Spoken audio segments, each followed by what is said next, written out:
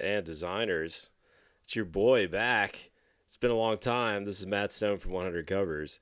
Hello, everyone out there in TV land. I wanted to talk today about something super simple, but it's just really important to see this, and I can't stress this enough. I mean, everybody loves the idea of being original, unique, artistic. I mean, these are great concepts. I think we all have an appreciation for this kind of thing, but if I've learned anything over the years in book cover design is that a book cover is not really art. You know, it's product packaging, and it needs to be treated differently. This is not something that's going to be hung on a wall. It's a tiny little billboard that's meant to sell a product and get a click. You know, that's what it's meant to do. And the best kind of lesson that I could possibly find, there's others that I could point out as examples, but this one's one of my favorites, to show you how throwing originality out the window it's going to give you the best possible chance of having commercial success in the marketplace, right? And here's the formula, right? Again, this might not all appeal to all of our sensitivities about being unique and original. I understand that. I used to really try to be unique and original too until I saw a million examples of this, and then I completely changed my mind because ultimately I want people to be successful, right? That's what we want. We want our book covers out there that we design. We want them out there making money, looking good, thousands of reviews, looking sharp, proven winners. We want to join that club. We want to make our authors successful. That's first and foremost above everything else. So here's a great example. Richard Osman, this book has 147,000 ratings.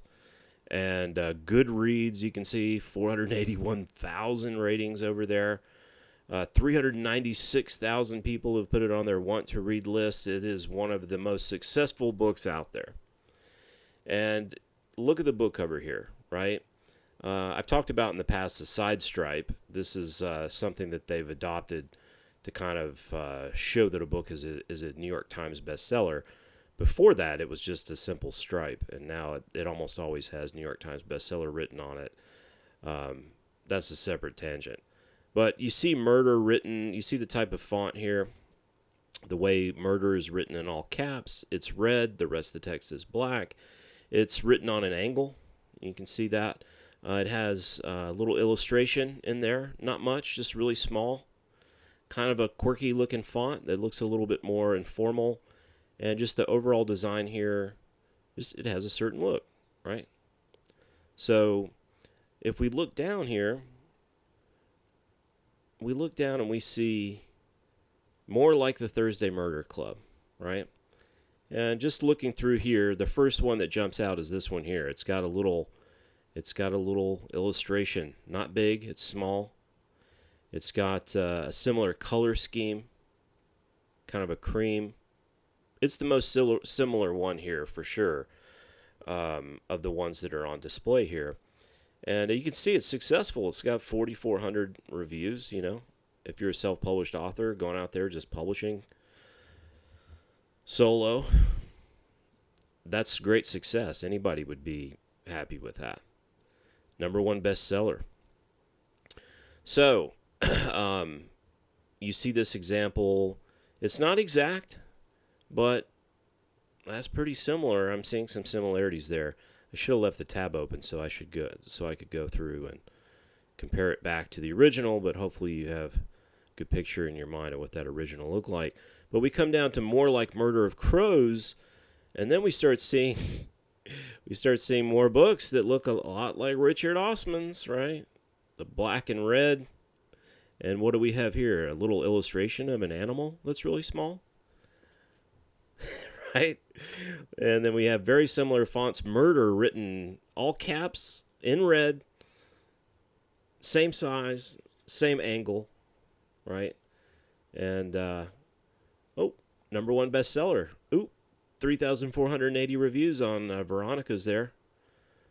Everybody's getting in on this and having some success. Oh, here's another one. What is that? A tiny little cat? I mean, it's so similar. It's so similar. The fonts, the murder in red. Obviously, we can see the similarities there. 1,709 reviews. Oh, there's another one. The Rime of the Magpie. This one is looking a little bit more like the Crow one here. It looks more similar to that, but it's kind of piggybacking off of that one. And this one's got 1,700 reviews and was just released, so I would say it's doing quite well for itself. But that's kind of how it goes. You know, you see what's out there, you see what's successful. You know that there's millions of people who've read Richard Osman's book and they're hungry to read more like it. They loved it. They want more. And if you can make an obvious statement that, hey, look at me, I wrote a book like Richard Osman's, then you really, really increase your chances of success. If you want to increase your probability of success and go from, you know, a 1 in 1,000 shot of having some kind of success with your book, which I would say is probably about the odds of having success with publishing a book. If you'd like to make that more like 1 in 20 or 1 in 30 instead of 1 in 1,000, the best way to do that is really take a good, hard look at what is working really well and then try to craft a design that looks like that. Here's one that we did. So 899 ratings. The book is doing well. You can see the similarities to all the other ones that I was just showing you, and that's that. You know, it's perfectly okay. Nobody's getting lawsuits for, you know, putting murder on an angle. You know, that's not grounds for a lawsuit or copyright infringement. Okay. But giving a book a similar look to another book that's really successful is actually a winning formula. It's a good strategy. It's a smart strategy. You know, it's just, even if it doesn't appeal to your senses, you should give it some consideration. Just as a final example I want to give, this is the Billionaire Romance category. 77% of the royalties are within this graphic here. And where's the originality? You know, did they all look really different and unique and original and creative? Are they all just incredible artistic achievements here? Or are they all pretty much the same, right? They're all pretty much the same. And I want you to think about it like this. If you wrote a billionaire romance, and it was meant to appeal to people who love billionaire romances, and this whole category, by the way, started because of the success of 50 Shades of Grey, and almost half of these books here are still in black and white because of 50 Shades of Grey. It's still gray on the cover from a book that's, I don't know, how long ago was that? 15 years? I don't know. It's been a long time since 50 Shades of Grey, and it still has a huge influence over the design. Everybody's still piggybacking off the success of that, and they're doing it by creating, similar kind of books, similar stories, similar covers. But think about it like this.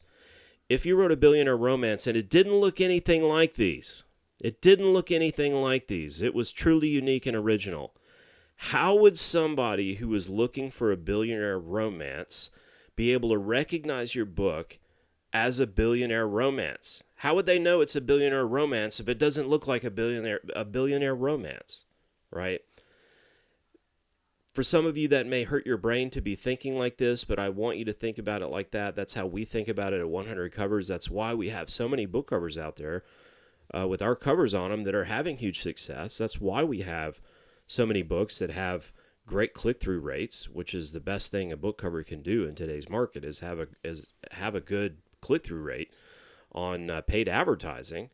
That's what we do, and sometimes it's like I said, you take creativity and you kick it to the side, and you focus on looking right, looking like your genre, and making it obvious for all the readers of that genre can easily spot it and, make a snap judgment. Ooh, that's the kind of book that I'm looking for. That's the kind of book I like.